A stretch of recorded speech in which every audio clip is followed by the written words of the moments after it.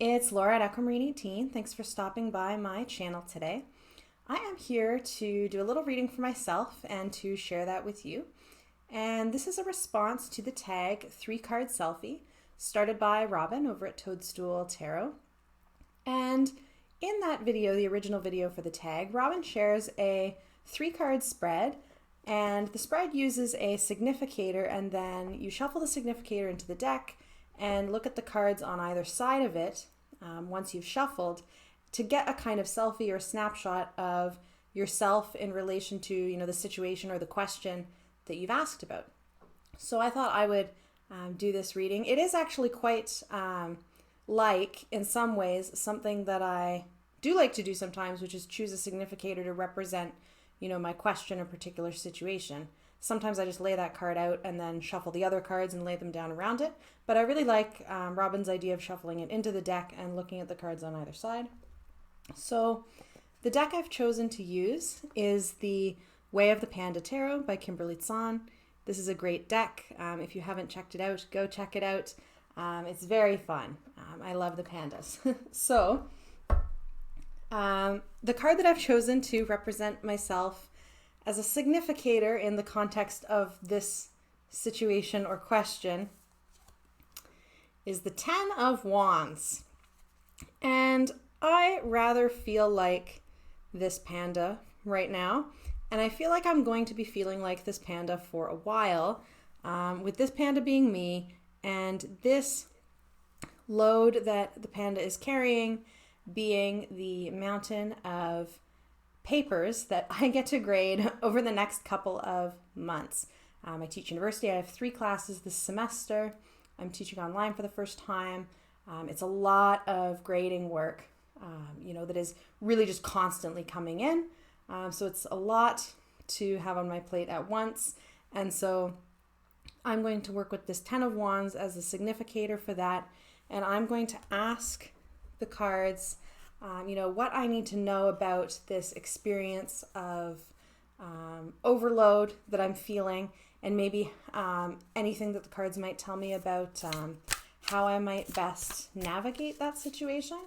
So I'll look at the 2 cards on either side, the card on either side, of the significator to see if I can get helpful, insight with regards to this issue.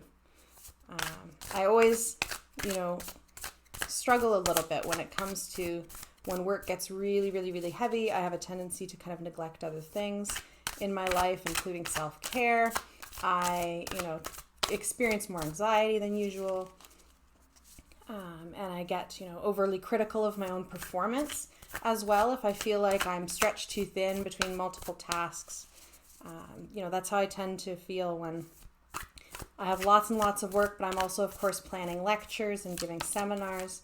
I start to feel like they're not as good as they could be because I'm working on what feel like so many things at once.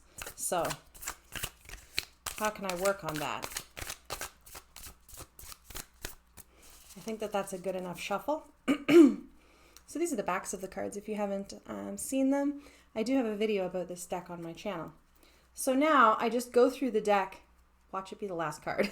I just go through the deck to find my 10 of Wands and see which cards have shown up on either side of it. Oh, that didn't take as long as I thought it would. And I'm actually really, really glad that it didn't show up. That it didn't actually show up like at the very, very top or bottom of the stack, because I'm not actually sure what you'd be supposed to do in that circumstance. So my cards around my 10 of Wands have come up like this. I'm going to try to show them all at once. Here, okay. So I have the 10 of Wands, the Page of Swords, and the 5 of Cups. So maybe for ease, I will just show the two that I drew. You've already seen the Ten of Wands, and we'll remember that the Ten of Wands, the face of the panda was looking towards this Page of Swords. And when I think of the Page of Swords, suitably enough, I think of the pages in general, and perhaps the Page of Swords in particular, as a card that is suggestive of perhaps a student, somebody who's just learning, since swords are associated for me with the intellect, with the mind, also with communication, so lots of writing, lots of presenting. The page is just, learning what that means and is a bit of a beginner in that craft. And this page has their glasses on and this huge stack of books there. And actually those glasses, I don't know if you can tell them beside, I feel like they kind of look like these brand new glasses that I got, which are supposed to be helpful for a lot of screen time, these glasses, with a filter in them. So maybe this one, this is what it's, looking towards. So I feel like here there's a suggestion that maybe to, when I'm having all of this work to do and all of this grading to do in particular, and, as I'm designing lectures and doing my work, to keep that kind of openness of like student mind or beginner mind to always, remember that I have such an opportunity to keep learning in my work, and that I'm learning all the time, and that I have so much to learn, from my students, just as they have some to learn from me as well. And so, to really value that opportunity that I have to participate in that, sharing of knowledge. And, I feel like the Page of Wands here is looking at this stack of books as possibilities, and looking at them with excitement, and, the sword is ready and just, ready to dive in. And so my Ten of Wands, exhausted, exasperated panda is facing this card. So to me that says, this is a good attitude to cultivate for me. So that's a good piece of encouragement. The Ten of Wands panda was facing away from the Five of Cups. So if I think of that, reading directionally, which I like to do, facing away from the Five of Cups. And for me, I feel like the Five of Cups very often, with the couple of cups upright and the couple of cups overturned, often what this card, shows up for me as indicating is, you're dwelling on the worst, the worst things, as opposed to the things that are actually okay, the things that are actually fine. You're looking so hard at the empty cups that have spilled and fretting over it and mourning it, that you're not paying attention to or acknowledging or remembering that these other two cups are still upright, right? That there is those resources to draw on.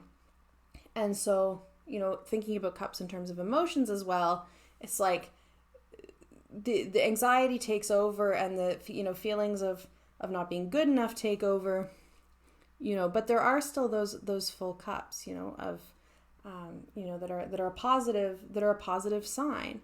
And so there's that dwelling on that negative, and they have the pandas, have their backs turned, so they can't really see, that's going on.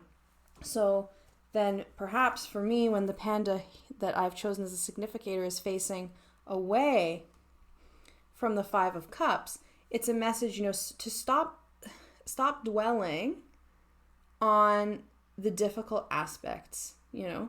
Don't let the exhaustion and the toll of the work take over, and not pay attention to the good stuff. Stop that, like turn away from that attitude of focusing on the hardest and the most negative aspects of the issue, and instead, keep that beginner's mind sharp and look at the amazing opportunity, that I have in this situation, that this mountain of work to get through is a mountain of work in, a field or fields that I'm passionate about, that I care about, that I went into because I care about and I love, and it's an opportunity to, do work that I think is important, and to do work that inspires me, even amidst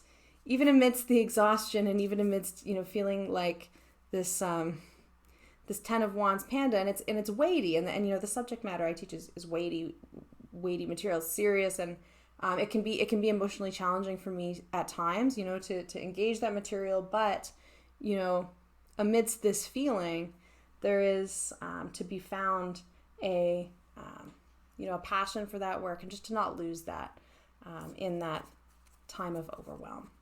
So that's a really encouraging reading. So I appreciate that message. Thank you to Robin at Toadstool Tarot for sharing this quick spread. I very much enjoyed it. And again, this was the Way of the Panda Tarot by Kimberly Tsan as the deck that I chose. I will look forward to seeing other folks' responses to this tag and sharing their 3-card selfies as well. Thank you so much for watching, and have a good day. Bye.